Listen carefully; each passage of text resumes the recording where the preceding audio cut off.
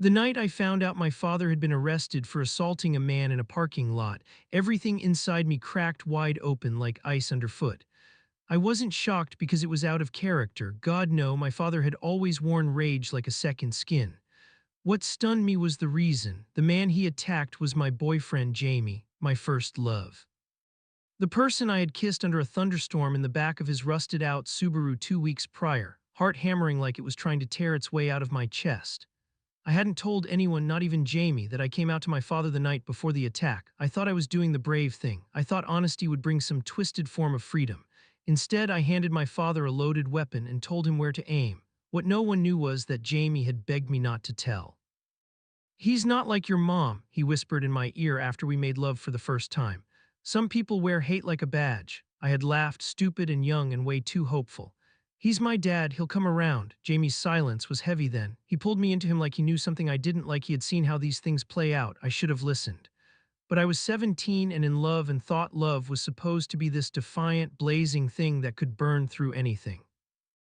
Turns out it can also leave you in ashes. After the assault, Jamie ended up in the ER with a fractured cheekbone and two broken ribs. I didn't see him until 3 days later, standing outside the hospital in a hoodie zipped to the chin, arms crossed like a barricade.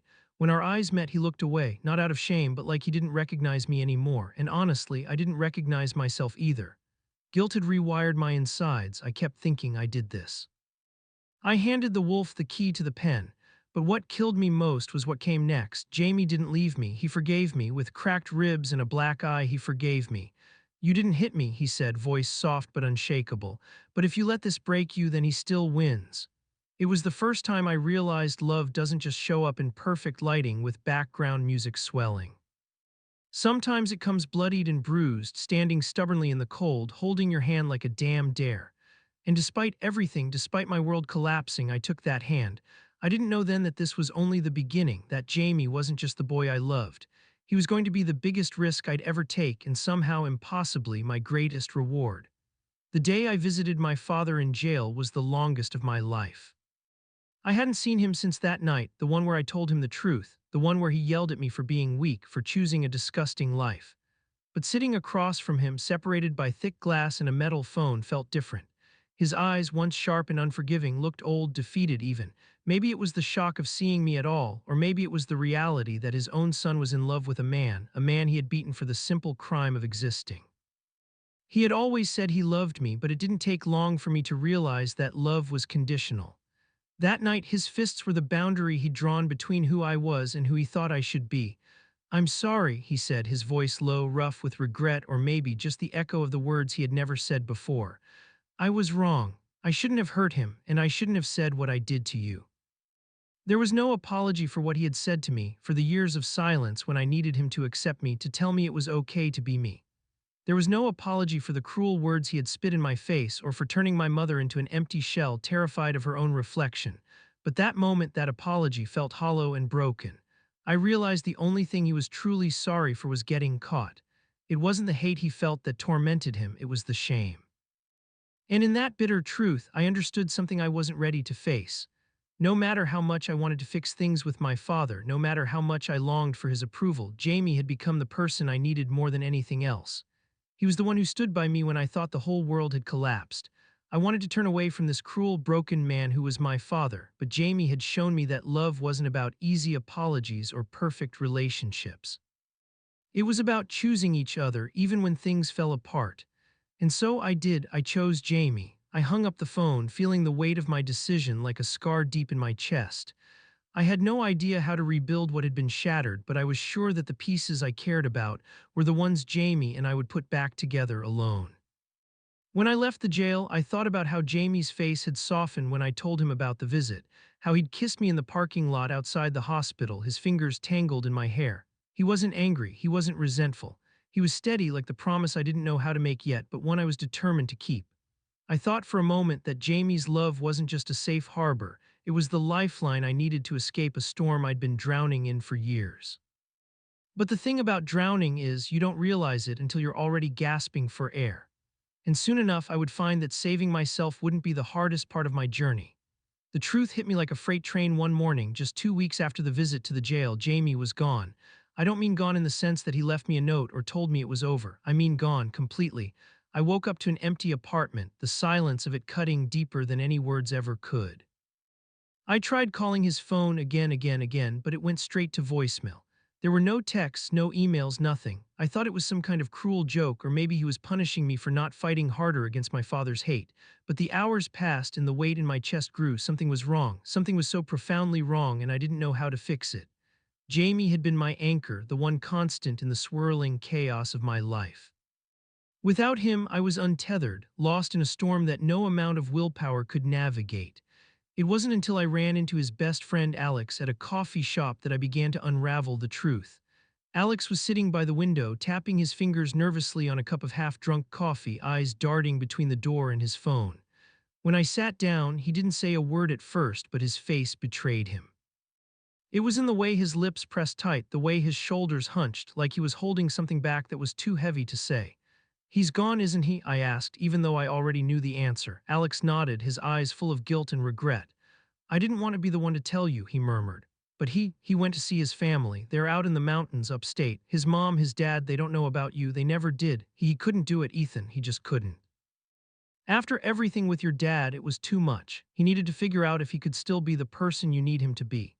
I was stunned, frozen. The weight of Jamie's silence suffocated me as I tried to process what Alex had said. He needed to figure out if he could still be the person I needed him to be. What did that even mean? How had I missed the signs? How could someone who had fought so fiercely for me, who had held me through my father's rage, suddenly disappear into thin air?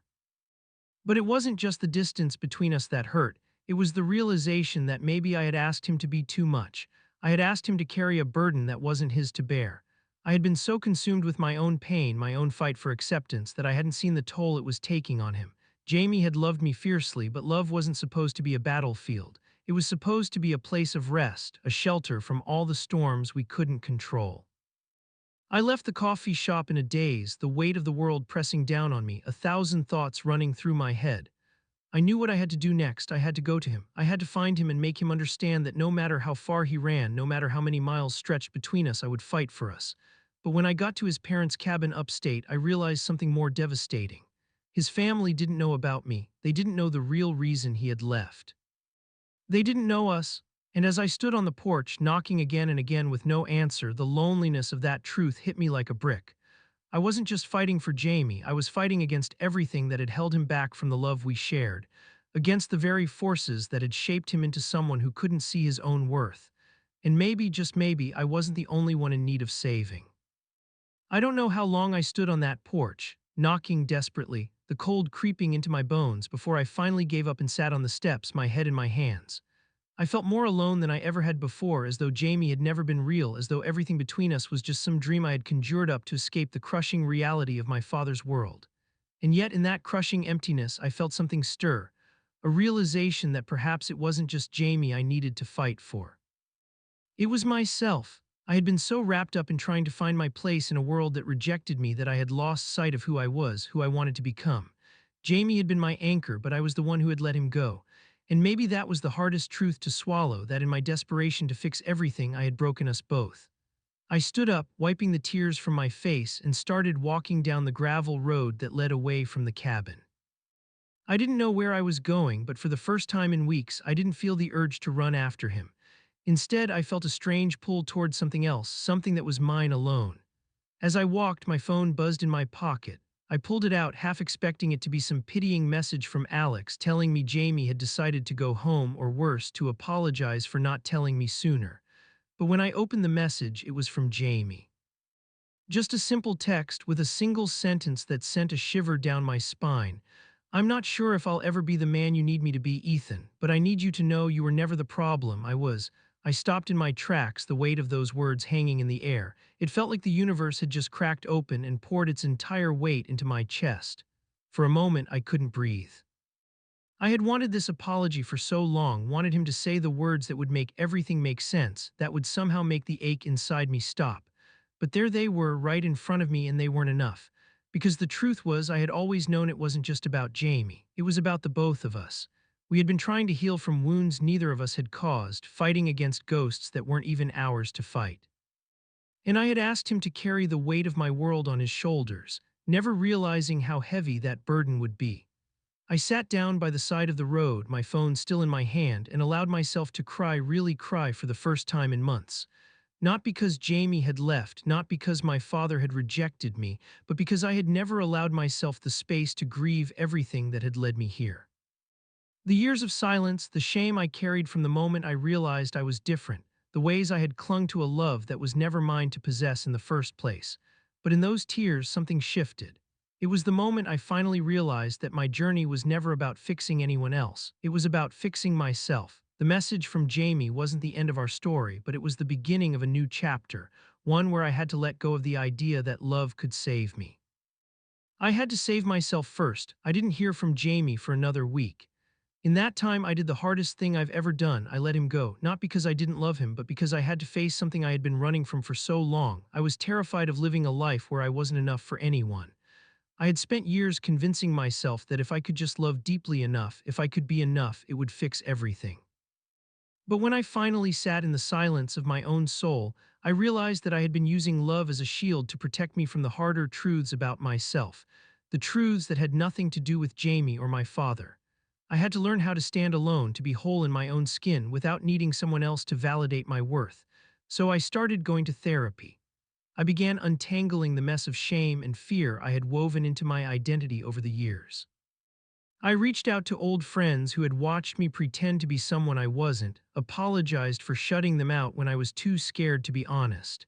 And in that raw, painful process, I discovered something beautiful, the ability to love myself.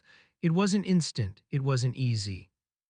But for the first time, I could see myself as I truly was, not as the son my father wanted, not as the lover I thought I needed to be for someone else, but as the person I had always been underneath the layers of fear and insecurity. And in that person, I found strength, not strength from denying who I was, but from finally embracing it. Then one day, out of nowhere, Jamie showed up. I was sitting at a bench in the park, the place where we had first talked about everything, the place where I had first kissed him under the rain when the world felt small and our hearts felt infinite. I didn't see him at first. I heard his voice, deep and familiar, calling my name. I turned and there he was, standing there with a look in his eyes that mirrored the longing I had buried inside me. He was different, not just older, but different in a way I couldn't place. It wasn't sadness in his eyes anymore or regret, it was acceptance. "I never wanted to leave you, Ethan," he said, his voice quiet but steady. "But I needed to figure out who I was without being defined by what anyone else thought, including you." I didn't know what to say at first, but as I looked at him standing there, vulnerable and real in a way he had never been before, I understood. This was the love I had been searching for all along, not the love that asked us to save each other, but the kind that allowed us to be fully ourselves, together and apart. I stood up, walking toward him, and for the first time in our relationship, I didn't need anything from him. I didn't need him to fix me. I didn't need him to fill the spaces in my heart that had once been hollow with doubt. I simply needed him to be.